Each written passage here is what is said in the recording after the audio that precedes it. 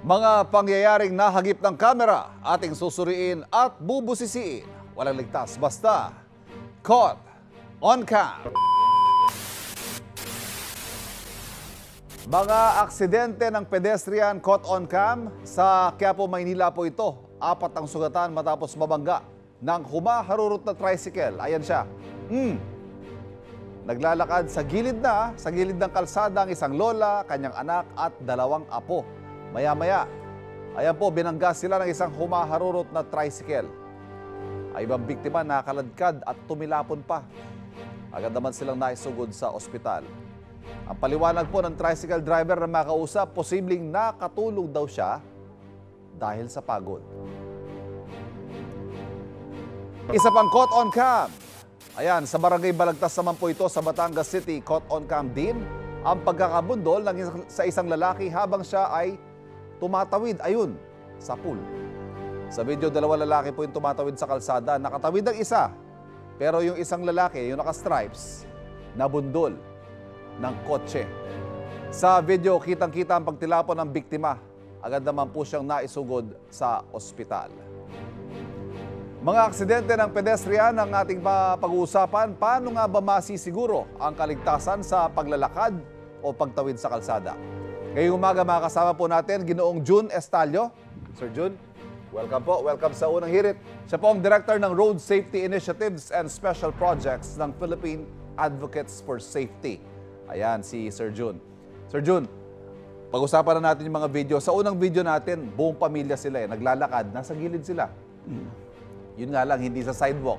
Kasi marami sa mga sidewalk natin hindi walkable unfortunately. Pero yung mga ganitong sitwasyon, ano ang dapat gawin ng mga pedestrian sa mga ganyan? Mga bawa, yan, walang malakarang sidewalk o kaya talaga nandun sila sa gilid. Sige, tignan natin to, Ivan, yung sitwasyon. Kung makikita nyo, malinaw na meron demarcation line na nagde-define talaga kung saan ang lakaran ng tao at saka yung traffic na dapat daanan ng mga vehicular. Itong mga magkakaanak na naglalakad, madaling araw ito. At nakikita natin sa video na maliwanag ang lighting, merong adequate na lighting.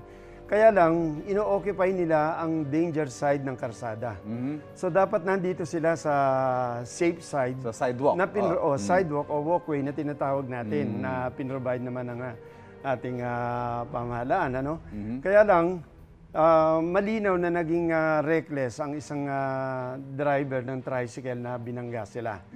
Ngayon, isang paraan ng pedestrian na para makalakad sila dito ng maayos at maging ligtas, huwag nilang i-occupy o maging aware o conscious sila sa delikadong mapanganib na side ng ating lansangan.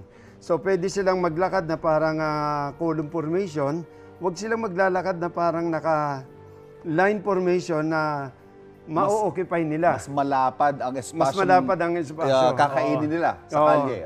Kaya yan ang nagiging parang conflict of use. Pero ng ating karsada. itong sitwasyong ito mukhang mukhang unfit to operate a motor vehicle yung tricycle driver dahil tulad nga sa sarili niyang pag-amin, nakatulog daw siya. Obvious na maluwag yung lansangan Tsaka ang traffic free-flowing. Wala siyang katabi o walang mo-overtake sa kanya. Kaya lang talagang naanuhan obviously nalingat.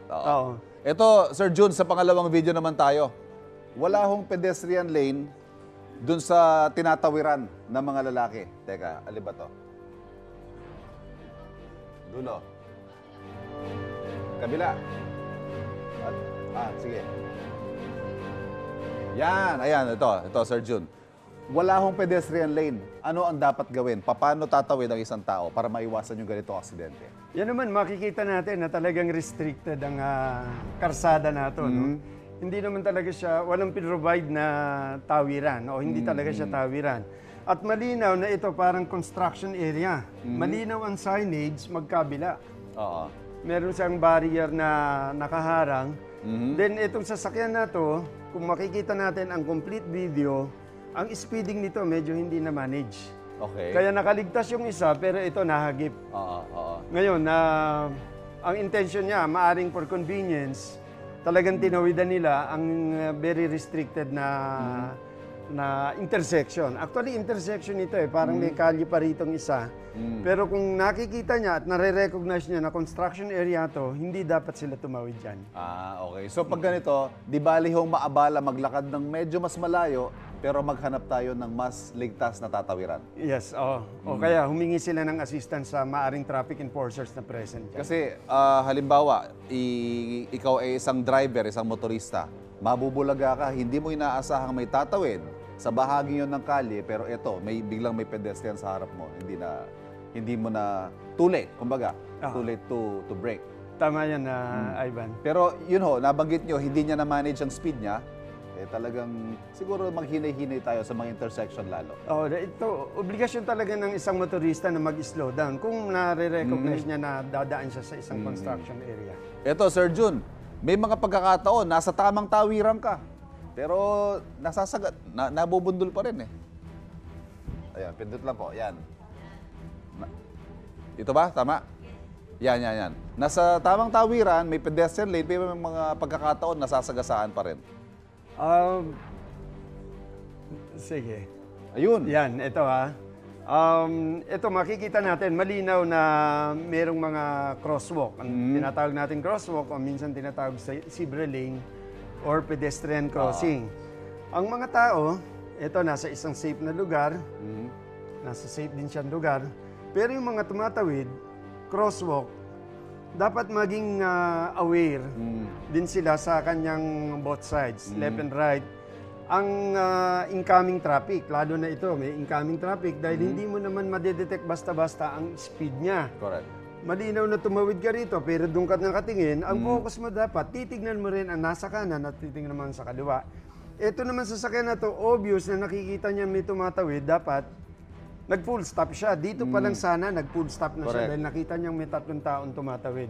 Ito, reminder siguro sa mga motorista, Sir Jun. Sa mga ganyan, lalo sa mga pedestrian lane, priority ang pedestrian. Correct, priority yan. Okay. Kasi minsan parang nakikipag-gitgitan ang kotse sa pedestrian. Respetuhin po natin ang mga pedestrian lane. Nandyan yan for a very specific purpose, para sa safety ng mga pedestrian. Hindi ba, Sir Jun? Tama ba? Ayan. Okay. So mga kapuso, mag-ingat po tayo sa kalsada. Ang pinupunto ni Sir Jun, dapat yung awareness sa ating surroundings. Kaliwa, kanan, harap, likod sa ating buong kapaligiran. Ano po? Dalawa lang ang side ng ating kalsada, isang safe side at saka isang suicide. Ayan, malinaw po yan. Sir Jun Estalio, Director for Road Safety Initiatives and Special Projects ng Philippine Advocates for Safety. Maraming salamat po. Thank you, sir. At mga kapuso, mga aksidente o krimen, atin yang susuriin dahil simula ngayon, wala nang blind spot pagdating sa kaligtasan. Tututukan natin yan. Caught on Cam.